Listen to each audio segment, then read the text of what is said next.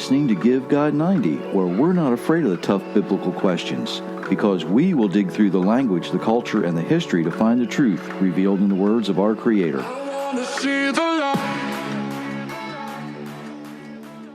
Hello, everyone. Thank you for letting us spend some time with you wherever you happen to be listening. I am being carefully monitored and supervised again. Yes, he is. And I probably need it. He probably does. Thanks for joining us, everyone. Just a reminder, if you like what you hear, there's like buttons and share buttons work really well. It just helps us people find us a whole lot easier, just like you did. If you haven't been to GiveGod90.com lately, I'm going to check that out. Author Jerry Mitchell's where the books are sold. And I hope that takes care of all the commercials. I think it does. Lots of stuff going on. Getting ready for some weather, but that's springtime. So that's all I'm going to say about that. Okay. The opening of every podcast, we have on there that we dig through the language, the culture, and the history.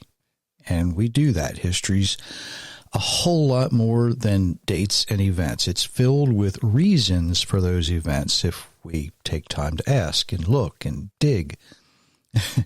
The way I was taught history in school primarily was remembering names, dates, and places. It was kind of boring.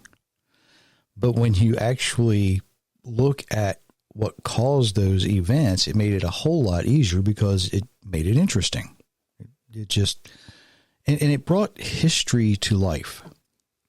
I spend a lot of time searching through the history and biblical history, especially because there's things that have happened, but we don't take time to understand why they happened the way they did. Some of these things are lost. They've been forgotten. Others are so filled with legends and traditions. You have to dig through the legends. You have to dig through the traditions to figure out what's really going on. In the world today, events happen. And we sometimes wonder, is there a conspiracy going on? Right? It seems like everything today has conspiracy behind it. Sometimes it's misunderstanding. Right? Somebody says something and that happens in our personal lives too. Somebody says something is taken the wrong way. Maybe you said something was taken the wrong way. And another reason that things happen is because it's just somebody's hidden agenda. They want an outcome that they want, not what might be best for everyone. Now, long ago, these things were also part of mankind, but not on the scale that we think of today. Long ago, that the basic struggle was for power or wealth, whether it's between nations or between people. Today, we look around and let's be honest, the struggle is primarily between good and evil. What I'm going to start with today, though, is something that took me several weeks to research. I read a lot. I dug through things I didn't think I was going to dig through. But it took several weeks to kind of make sense of this. So we're going to dig into this.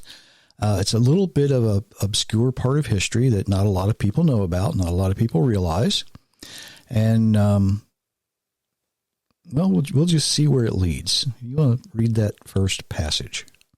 Then King Solomon called for all the leaders of Israel to come to him in Jerusalem. He called for the elders, the heads of the tribes, and the leaders of the families. He wanted them to bring the Ark of the Covenant with the Lord from the older part of the city. So all the men of Israel came together with King Solomon. This was during a festival in the month of Etanim. That is the 7th month. All of the elders of Israel arrived. Then the priests took up the Ark of the Covenant. They carried the Ark of the Covenant of the Lord in the meeting tent and the holy things in it. The Levites helped the priests carry these things. King Solomon and all the people of Israel gathered before the Ark of the Covenant. They sacrificed so many sheep and cattle, no one could count them all. Then the priests put the Ark of the Covenant with the Lord in its place. This was inside the most holy place in the temple, the Ark of the Covenant. This was put under the wings of the golden creatures. The wings of the creatures were spread out over the place of the Ark of the Covenant. So they covered it and its carrying poles. The carrying poles were very long. Anyone standing in the holy place in front of the most holy place could see the ends of the poles, but no one could see from the outside of the holy place. The poles were still there today. The only things inside the Ark of the Covenant were the 2 stone tablets. Moses had put them in the Ark of the Covenant at Mount Sinai. That was where the Lord made his agreement with the Israelites after they came out of Egypt. Then the priests left the holy place. The cloud filled the temple of the Lord. The priests could not continue their work. This was because the temple was filled with the glory of the Lord. That's 1 Kings chapter 8, 1 through 11. Okay. This same thing is also recorded in 2 Chronicles 5 and 6. And you might have noticed that today we call the 7th month Tishri. Back then it had a different name, apparently, of Etanim. So that is a clue. The temple was actually completed on the 8th day of the 7th month. And there was a huge celebration. Sukkot was celebrated that year, and it actually lasted 14 days instead of 7 days, and the last great day. Solomon finally had to send everybody away on the 23rd day of the 7th month, and that's 2 Kings 7:10. They celebrated from the 9th to the 23rd. So what's missing? There's a very, very important feast that's missing. If you said Yom Kippur, go to the head of the class. Yom Kippur, the holiest day of the entire year for the Hebrew people. Why was it not celebrated that year? Wait a minute. Isn't it commanded to be celebrated every year? Yes, it is.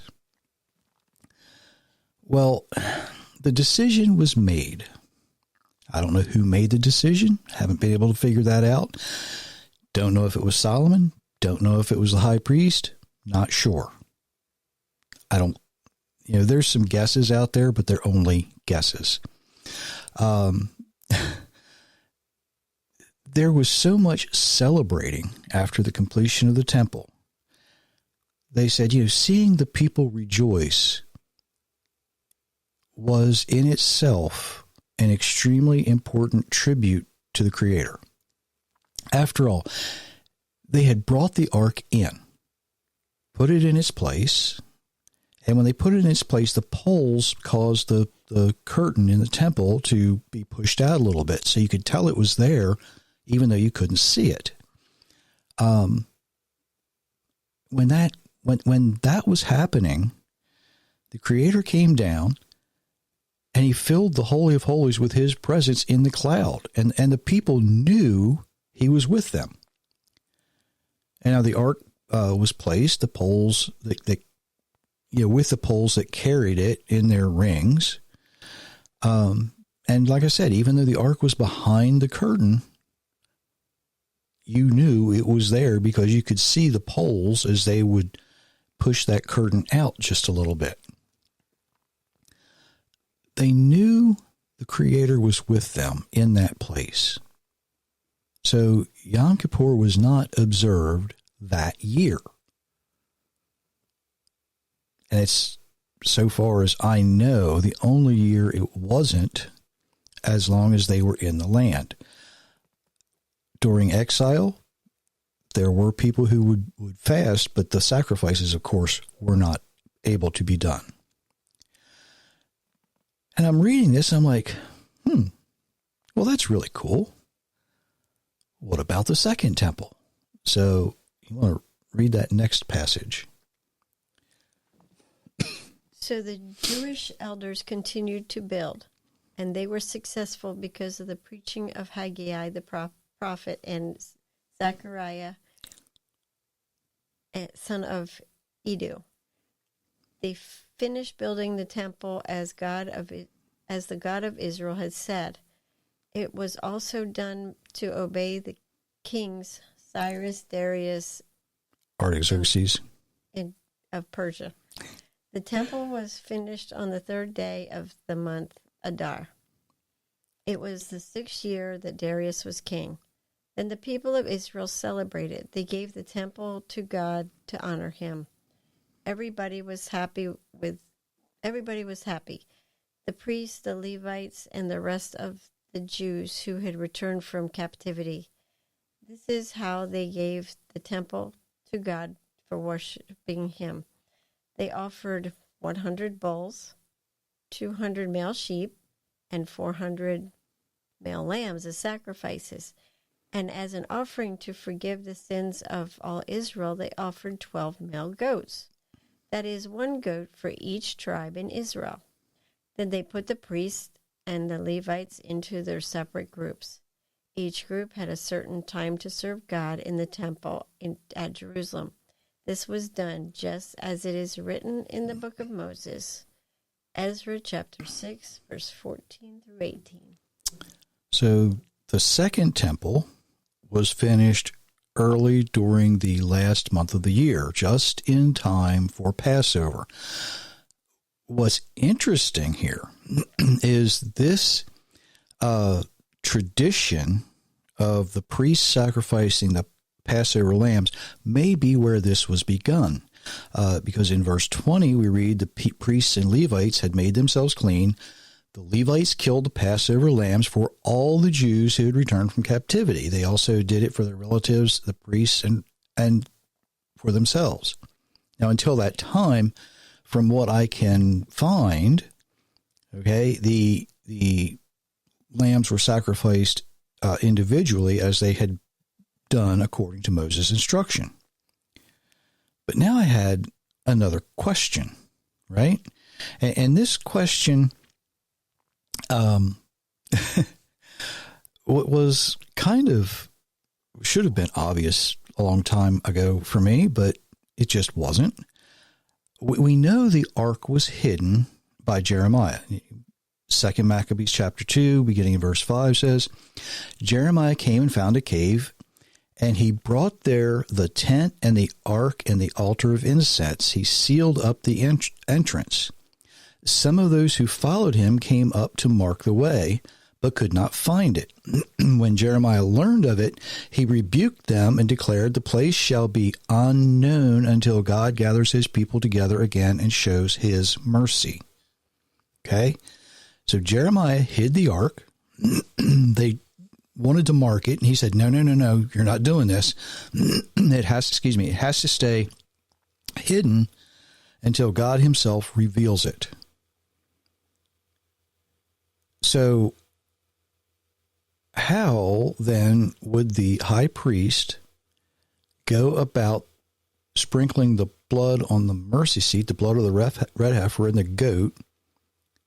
How was he supposed to spread that on the mercy seat if the ark wasn't there? Right? You'd think, well, I've never thought of that. I hadn't either. But after searching a lot of articles, parts of books, different things that relate to this, and trust me, a lot of them are filled with nothing but legend, nothing but tradition. It's amazing what you can find out there if you start looking for these things. But I finally kind of pieced something together that I think may well be the answer. Not saying this is exactly how it is, but it could be. apparently in the temple where the ark would have been placed is a raised stone. It's called the foundation stone. It was a large flat stone, and the ark would have rested on it, right? Now, according to the books and the articles, it was raised about 3 finger breadths, or about 2 inches, which is a little more than 4 centimeters, something like that. It was raised above the surrounding floor just a little bit. And it was there, so if they found the ark, they could bring it in, put it in its place, and it would once again be where it was supposed to be, or where they thought it was supposed to be. Well, during the Yom Kippur service, in the Second Temple period, the high priest, would do all the things he was supposed to do. He would take the blood in. He would take it into the Holy of Holies. He would stand exactly where he was supposed to stand, between the poles where they should have been, but they're not there because the ark was hidden. And as an act of faithfulness, he would then go, sprinkle the blood where the ark should have been.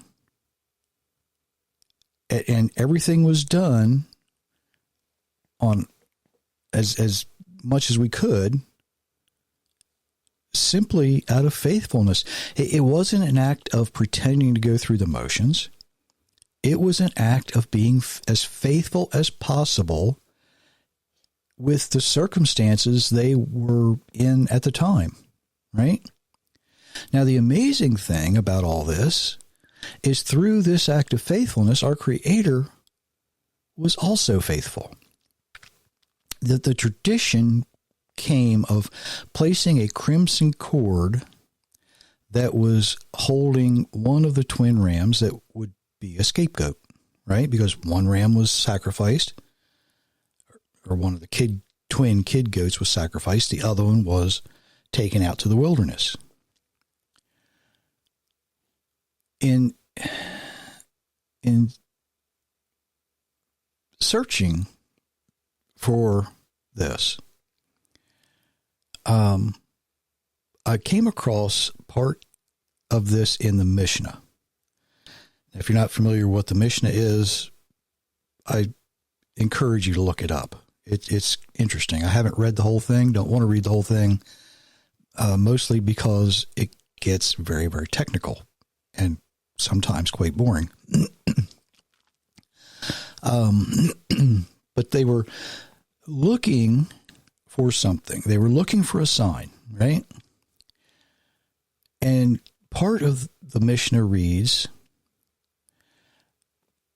they did not have another sign. A crimson thread was tied to the opening of the sanctuary, right? It was part of the same cord that was tied to the goat.